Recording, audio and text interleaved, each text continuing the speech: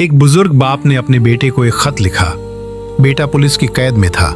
खत में बाप ने लिखा, बेटा, इस बार मैं खेत में अकेले सब्जी नहीं बो पाऊंगा।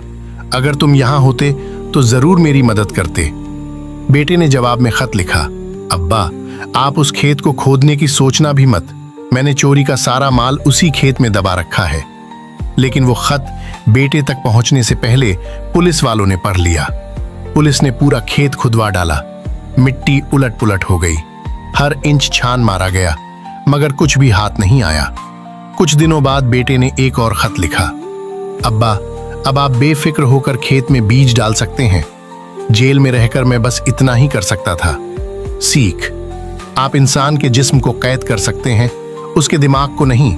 इंसान हालात जैसे भी हों, अक्ल और सब्र से हर मुमकिन रास्ता निकाल ही लेता है। कि यह बातें पसंद है तो वीडियो को लाइक और शेयर करें